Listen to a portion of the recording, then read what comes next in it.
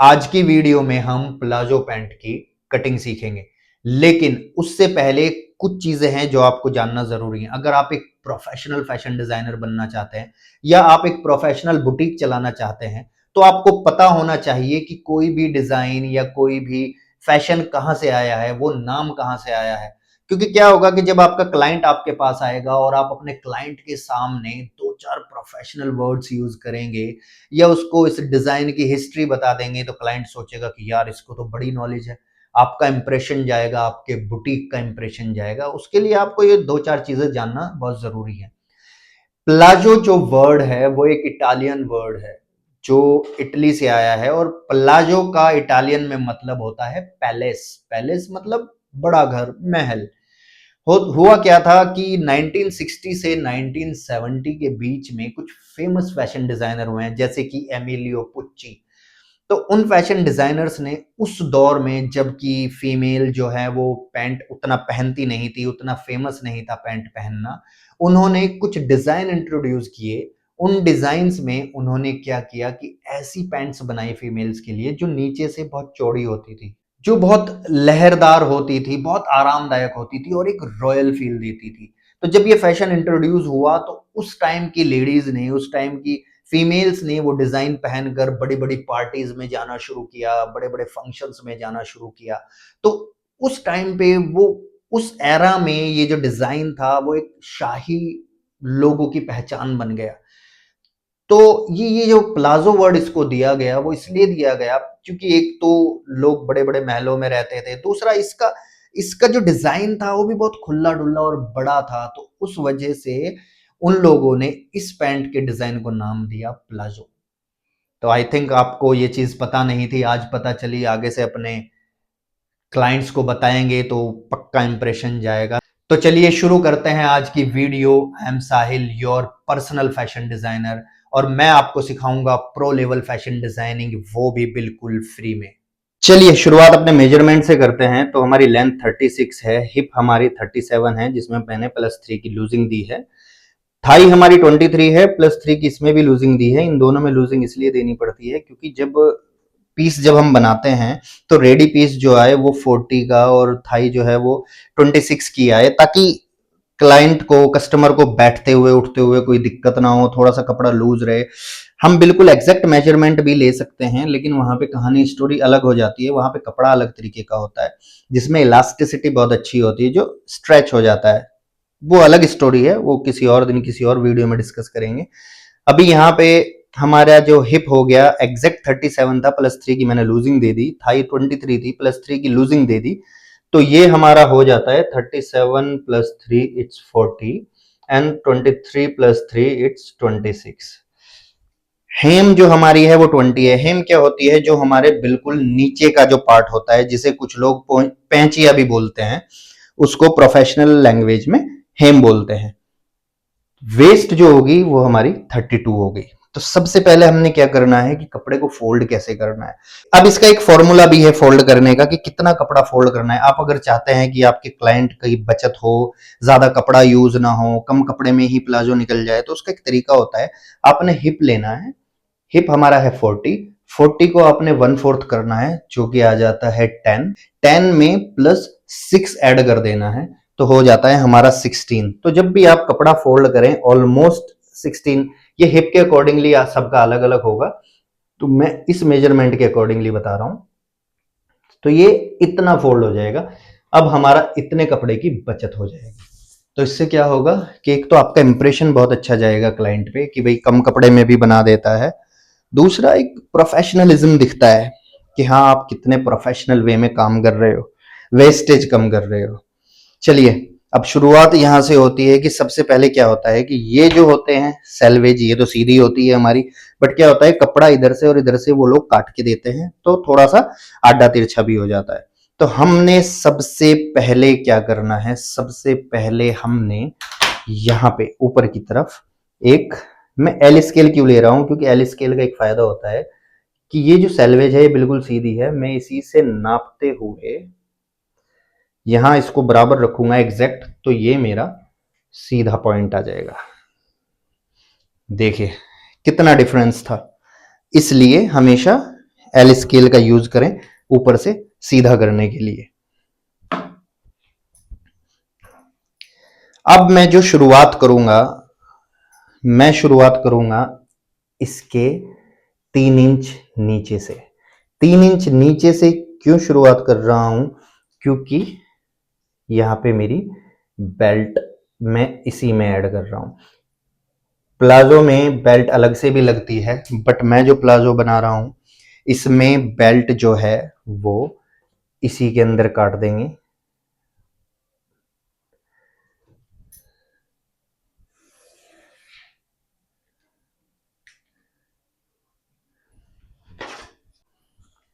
अब मैं क्या करूंगा कि ये जो मेरी सेल्वेज होती है, ये सेल्वेज जो है वो कभी भी पीस में हम नहीं लाते, तो इसलिए मैं 1 इंच इधर से निशान लगाता हुआ जाऊंगा ताकि ये मेरी जो सेल्वेज है वो कट हो जाए।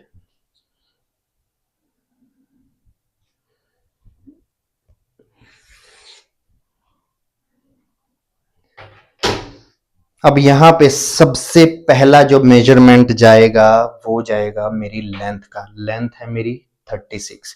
36 मैं लूंगा यहां से, ये आ गई मेरी 36। कोशिश करें अगर आप नए हैं तो दोनों साइड से नापें, पुराने हैं तब भी नापें।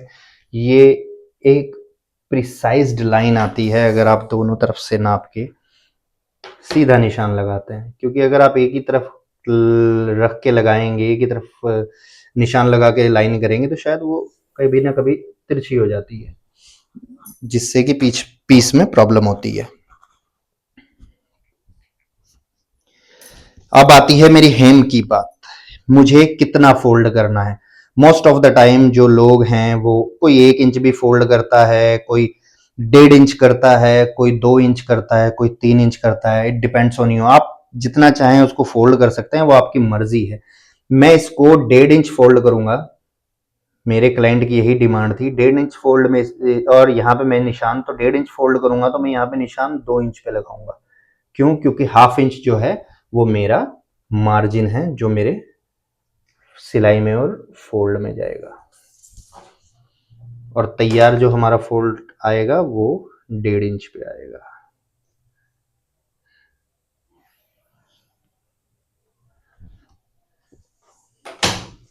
अब बात आती है हमारे क्रोच एरिया की। क्रोच एरिया क्या होता है? हमारा आसन जिसे बोलते हैं, आसन।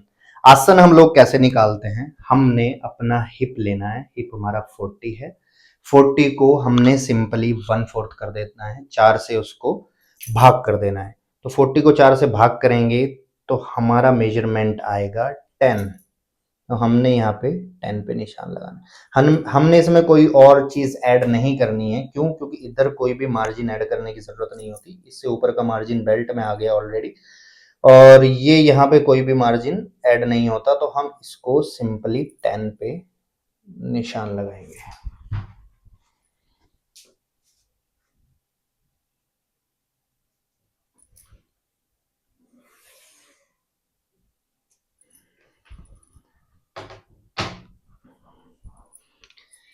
अब हमें यहाँ से एक बॉक्स, जो हिप का बॉक्स होता है, हमें वो हिप का बॉक्स बनाना है। तो हिप के बॉक्स बनाने का सिंपल तरीका यही है, हिप डिवाइडेड बाय 4, एंड यहाँ पे हम 1 प्लस करेंगे, 1 इंच प्लस करेंगे। क्यों? क्योंकि 1 इंच हमारा इधर जाएगा सिलाई में, मार्जिन में। तो 10 + 1 ये हमारा हो जाएगा 11।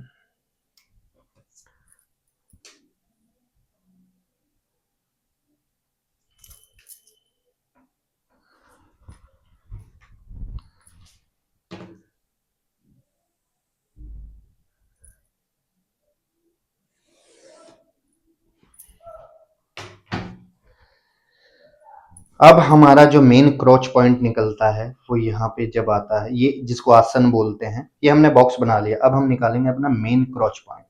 क्रॉच पॉइंट जो निकालने का एक सिंपल सा तरीका है कि जितने भी हमारी थाई होती है हम उसका हाफ रखते हैं। तो 26 हमारी थाई है, 26 का हाफ हो गया मेरा 13।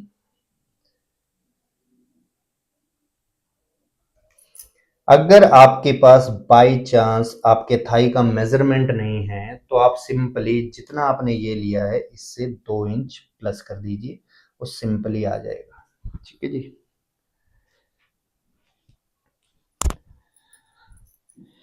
ये जो हमारी लाइन थी, ये थी पूरी 10 इंच। 10 इंच का आधा होगा 5, 5 का आधा होगा 2.5। तो मैं एक यहाँ पे पॉइंट लगाऊंगा। इस पॉइंट को लगाने का फायदा ये होता है कि जब हम यहाँ से अपनी शेप बना रहे हैं, आसन की शेप बना रहे हैं क्रोच की, तो हमें पता होता है कहाँ से शुरू करनी है, कहाँ खत्म करनी है। उसके बाद हम ये फ्रेंच कर्व लेंगे। फ्रेंच कर्व की हेल्प से जो ये निशान है बहुत प्रिसाइज्ड और आसानी से लग जाता है।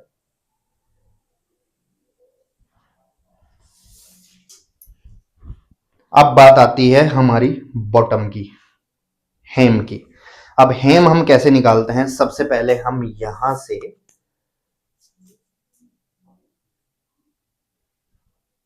ये 13 था, 13 का हाफ कर लेंगे। 13 का हाफ हो गया मेरा 6.5।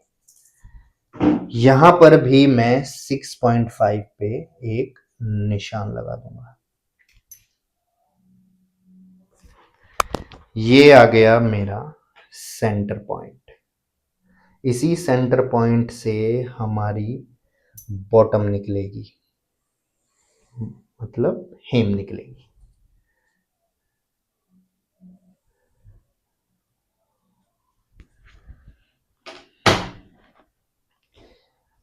अब बॉटम आपकी मर्जी है, आप कितना चौड़ा रखना चाहते हैं। जब हम स्ट्रेट प्लाजो बना रहे हैं तो स्ट्रेट प्लाजो में क्या होता है कि जितनी यहां से मेरी चौड़ाई है, सपोज 11 इंच है, 11 ही मेरी ये हेम होगी। बट क्लाइंट अगर बोलता है कि उसको हेम इतनी चौड़ी नहीं चाहिए या कम चाहिए या ज्यादा चाहिए, वो उसके ऊपर डिपेंड करता है। अब मेरी हेम का मेरे क्लाइंट ने बोला है कि उसको 20 रखना है। अब 20 रखने का मतलब ये है कि ये 11 था, 11 का आधा कितना हुआ? 11 का आधा हुआ 5.6। अब क्या है कि हेम मेरी क्लाइंट बोल रहा है 20 रखनी है, 20 का आधा हुआ 10। अगर मैं ऐसे यहाँ पे 5 इधर सेंटर पॉइंट से 5 इधर 5 इधर लगा देता हूँ, 10 आ जाएगा। लेकिन मुझे मार्जिन भी तो चाहिए। मार्जिन के लिए मैं हाफ इधर लूंगा, हाफ इधर लूंगा, तो 10 प्लस 1 कितना हो गया? वो फर्ज से 11 ही हो गया। तो 11 पे 5.5 मैं इधर रखूंगा और 5.5 मैं इधर रखूंगा। यहां पर मैं इसको 0.5 और बाहर निकाल दूंगा, क्योंकि इससे क्या होता है कि हमारी बॉटम जब हम मोड़ते हैं वो इजीली मुड़ जाती है, उसकी शेप अच्छी आती है। और इधर भी मैं ऐसे ही 6 पे निशान लगा दूंगा। अब मैंने सिंपली क्या करना है, मैंने यहां से अपना स्केल लेके इनको मिला देना है।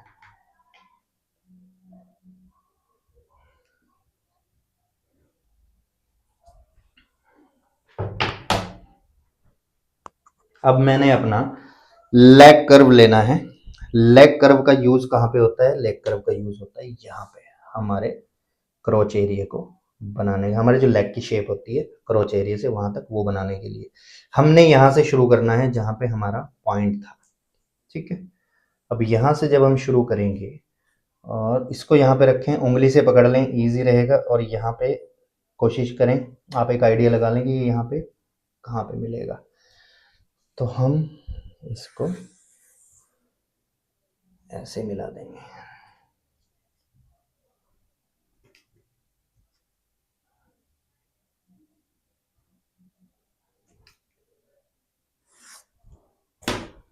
इसी तरह से अगर हमने इधर इस साइड से निशान लगाया है तो हम इधर भी इसी साइड से निशान लगाएंगे।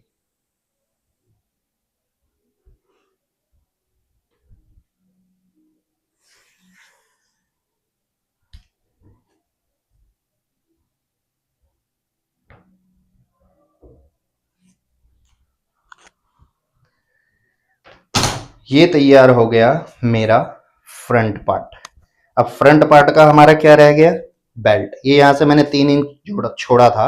ये 3 इंच क्यों छोड़ा था मैंने, क्योंकि मैं अपनी बेल्ट जो रखना चाहता हूं वो रखना चाहता हूं 1.5 इंच। ये हो गया मेरा 1.5 इंच। 1.5 इंच में से 1/2 इंच जो है वो इलास्टिक लगाते हुए मोड़ते हुए चला जाएगा, और 1 इंच की मैं इसमें इलास्टिक डालूंगा। तो निशान मैं 1.5 इंच पे लगाऊंगा।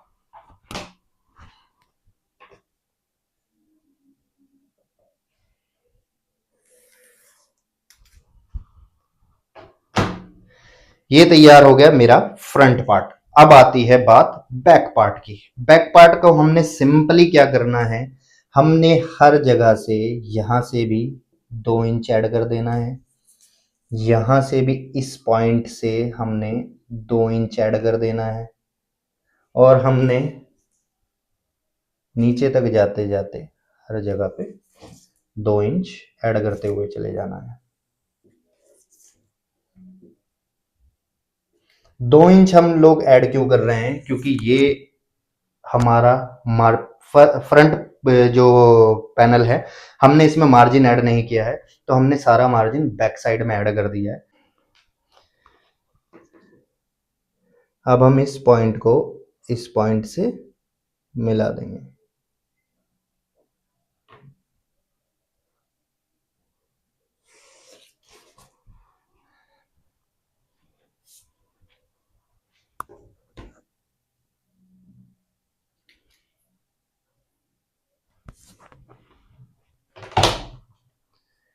फिर से हम अपना लेग कर्व लेंगे और यहाँ पे भी पहले की तरह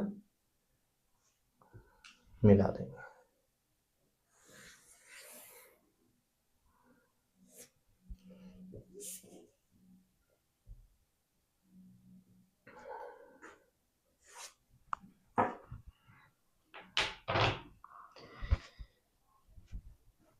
पहले की तरह यहाँ पर एक 2.5 पे निशान लगाएंगे,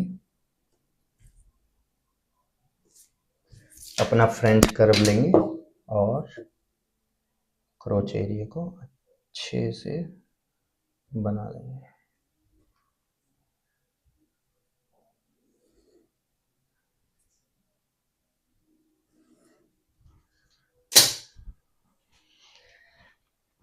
अब क्या होता है कि हमारी बॉडी की शेप ऐसी होती है कि फ्रंट से जो हमारी बॉडी होती है, जो बेल्ट का एरिया होता है, पेट का एरिया होता है, वो थोड़ा सा नीचे होता है, और बैक साइड जो होती है वो हल्की सी ऊपर होती है। ये सबकी बॉडी शेप ऐसी होती है, ऊपर वाले ने ऐसी बनाई है।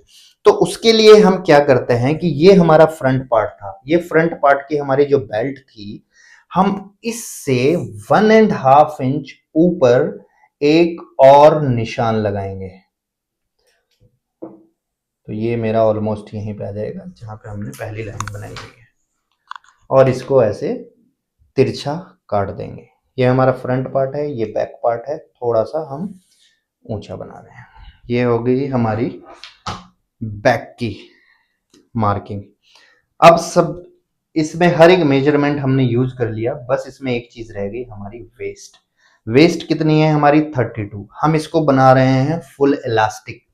तो फुल इलास्टिक जब बना रहे हैं, उसका सिंपल सा फॉर्मूला है कि जितनी आपकी वेस्ट है उससे 4 इंच कम आपको बेल्ट तैयार करनी है, क्योंकि इलास्टिक है, खिंचेगी तभी फिट आएगी। तो 32 में से -4 गए तो हमारी वेस्ट जो होगी वो रेडी जो होगी, रेडी वेस्ट, वो हो जाएगी 28। तो ये हमने लिख दिया ताकि जब हम बनाएं हमें याद रहे। अब सबसे मेन चीज, हमने ये पूरा पैटर्न बना लिया, सब कुछ सही है, लेकिन इसमें एक कमी कहां आती है, ये जो पॉइंट है, जब हम इसको ऐसे ही कट कर देंगे तो हमारी पैंट में यहां पर इस जगह पर एक पॉइंट सा बन जाता है जो थोड़ा सा फूला फूला सा लगता है। तो इसका सिंपल सॉल्यूशन ये है कि आपने अपना हिप कर्व लेना है, हिप कर्व को यहां पे रखना है, और इसकी एक प्यारी सी शेप बना देनी है। इससे क्या होगा कि यहाँ पे जब ये कट गया तो यहाँ पे जो एक थोड़ा सा उठा उठा सा रहता है वो उठा उठा नहीं रहेगा। अब हमने इसकी कटिंग कर देनी है।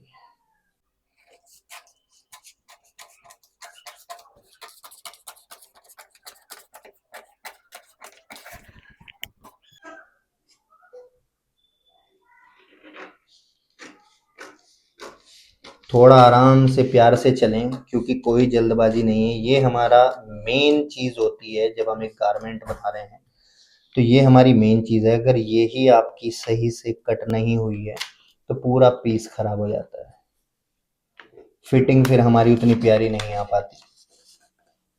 तो इसको बहुत प्यार से लेकर चलें। अगर आप नए हैं तो कोई जल्दबाजी नहीं है। अगर आपकी लाइन वगैरह आपका मेजरमेंट सही है तो पीस बहुत अच्छा बनेगा, लेकिन मेन चीज़ वही है कि आपकी कटिंग बहुत अच्छे से हो।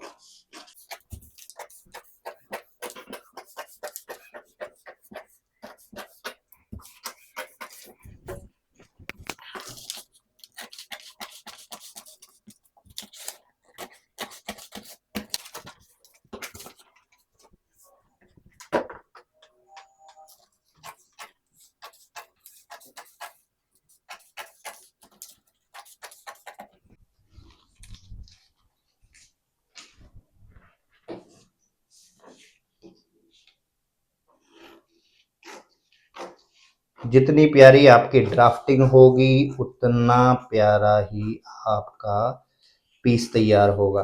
देखिए क्या है कि बुटीक लाइन में फिटिंग इज द किंग। तो अगर आपकी फिटिंग अच्छी है तो आपका पीस बहुत अच्छा बनेगा। और फिटिंग कैसे अच्छी होगी? जब आपका मेजरमेंट सही से लिया होगा। मेजरमेंट लेने के बाद आपकी ड्राफ्टिंग सही होगी। तो ड्राफ्टिंग को बहुत ध्यान से और बहुत प्यार से करें, क्योंकि ये बहुत इम्पोर्टेंट है। ये हो गया जी हमारा पैटर्न तैयार। देखिए कितनी प्यारी सी शेप आई है, कोई कॉर्नर नहीं बनेगा। यहाँ पे क्रोच एरिया बहुत अच्छे से निकला है। ये हमारे बैक की कटिंग हो गई है। फ्रंट की कटिंग हम इन लाइंस के अकॉर्डिंगली कर लेंगे। आई होप आपको सब समझ में आ गया होगा। जो भी आपके सवाल हैं वो आप मुझसे कमेंट बॉक्स में पूछ सकते हैं।